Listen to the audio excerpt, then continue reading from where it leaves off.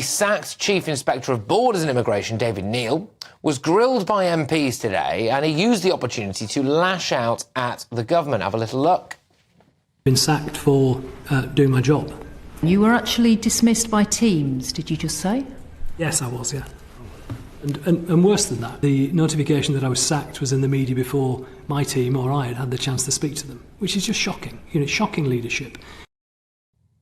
Well, Neal was fired after details from a confidential report about potential security threats appeared in the media. But asked about the leaks today, he launched his blistering defence.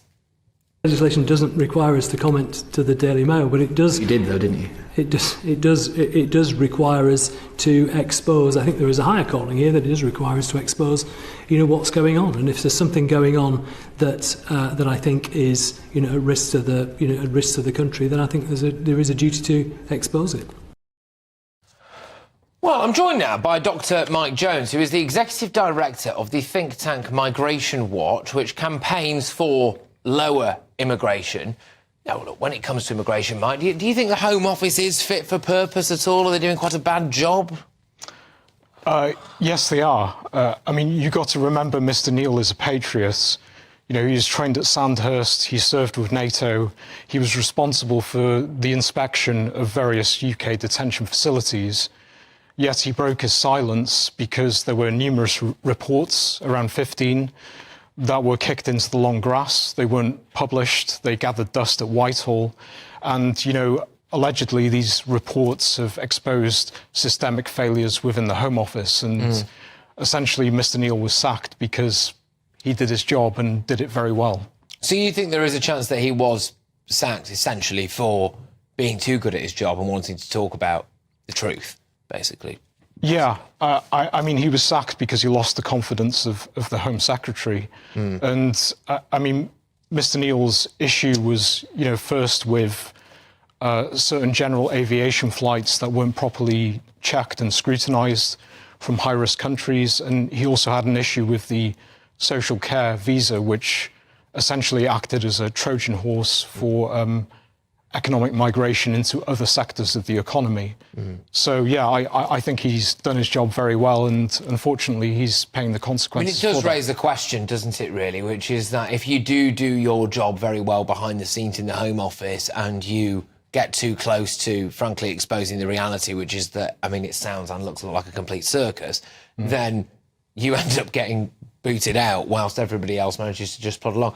Look, just responding to Mr. Neal's comments today, Labour's Shadow Immigration Minister Stephen Kinnock said this: "The Chief Inspector's evidence makes clear what the British public already knew, that the Conservatives have undermined our border security and are failing to show any proper leadership to sort it out. Rather than confront uncomfortable truths, the government is hiding them, sitting on 15 unpublished reports which are likely to expose failings in their handling of UK borders.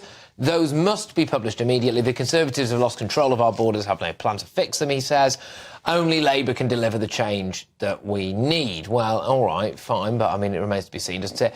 The Home Office have also said, look, they take border security very seriously, as you would expect. But James Cleverly came out and said something today as well, which is about this idea that we now need to do more to promote the well-being of other countries in order to cut back on illegal immigration. So, essentially, he said this. Well, the point I was making is that the proper management of immigration is not just a national issue, it's an international issue.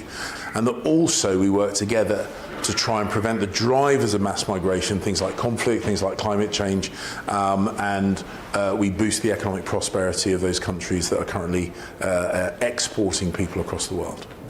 Look, I think this is a massive question now, right, which is that does the British taxpayer have a responsibility to pump what will inevitably be tens of billions of pounds into poorer, worse countries in order to stop people leaving those countries to come here illegally, do you think?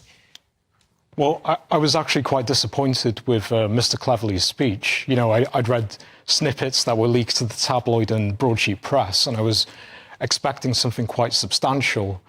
But ultimately, it was an exercise in evasion of responsibility.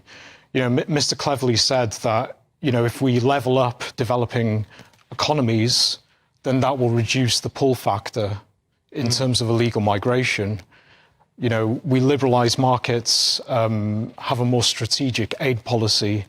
But the problem is this has been tried in the past and it's failed.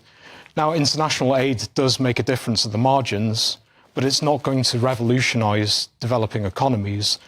The problem with developing countries, particularly in Africa, is their dependence on primary commodity exports. You know, that underlies issues with debt and their marginalisation from overseas markets.